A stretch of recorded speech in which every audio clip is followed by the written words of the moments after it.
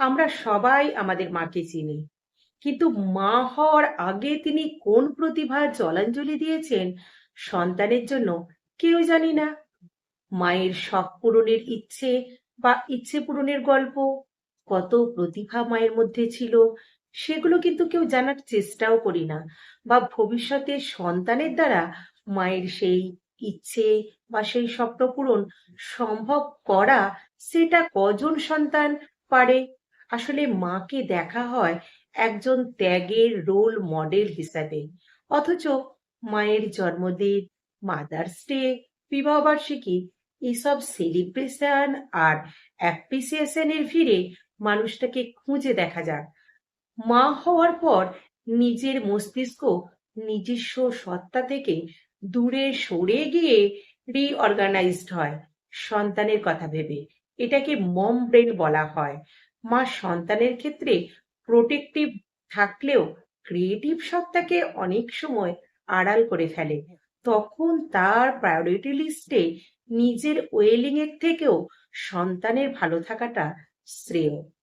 মা উপাধি পাওয়ার জন্য একটা নারী সমাজকে উচ্চ আসনে বসিয়ে দেয়, কিন্তু তার শখ আহ্লাদ সব লিমিটেড হয়ে যায়।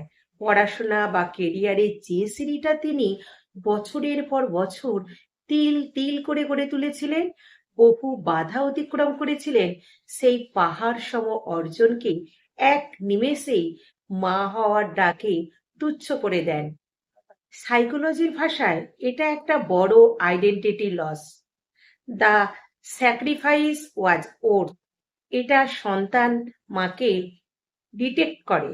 কিন্তু প্যারাডক্স অফ স্যাক্রিফাইস সাইকোলজির ভাষায়, যে অবচেতন মনে স্যাক্রিফাইস করে সে কিন্তু অপরপক্ষকে ঋণী করে রাখে।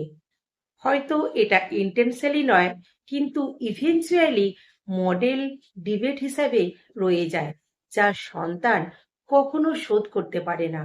আসলে মায়ের অনেক সময় ইচ্ছে থাকে, যেটা পূরণ হয়নি সেটা সন্তানের উপর অনেক সময় চাপিয়ে দেয়, যেটা সন্তানের পক্ষে কখনো বা খুব সহজসাধ্য হয়, কখনো বা খুব টাফ হয়ে যায়, এবং মস্তিষ্কের একটা বিকৃতি তৈরি হয়। এদিকে মাও তার ইচ্ছে পূরণের গল্প সন্তানের মধ্য দিয়ে না দেখতে পেলে মাও একাকিত্ব এবং হতাশায় ভুগতে শুরু করে। আসলে কি, তার যে সত্তাটা বা তার স্বপ্নটা সন্তানের মধ্য দিয়ে পূরণ করার জন্য মা তখন উঠে পড়ে লেগে থাকে, এবং অনেক সন্তান সেটা পূরণ করে। সব থেকে মজার ব্যাপার হলো এটা, যে একটা সন্তানের উচিত মায়ের আইডেন্টিটি তৈরি করা। কারণ ইন ফিউচার সন্তান মায়ের সাথে থাকতেও পারে, বিদেশেও পারে। তখন মা বাঁচবেন কিভাবে, তাই না?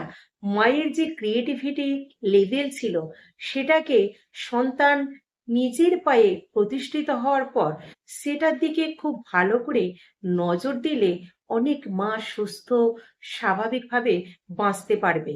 একাকিত্ব, হতাশা এসব তাকে আর ঘিরে ধরবে না। কিন্তু আমরা এটা ভেবেই দেখি না, বা এটা করার চেষ্টাও করি না। তাই বলবো, এইসব সেলিব্রেশন না করে মায়ের নিজস্ব একটা আইডেন্টিটি তৈরি করুন। সন্তানরা যখন আপনারা নিজেরা প্রতিষ্ঠা হয়ে যাচ্ছেন বা প্রতিষ্ঠা পেয়ে যাচ্ছেন, মায়ের ইচ্ছে পূরণ, মায়ের স্বপ্ন পূরণ, মায়ের ভালো লাগা, শখ আহ্লাদ, এগুলোকে মূল্য দিন। তা তখনই মায়ের জীবন সার্থক হয়ে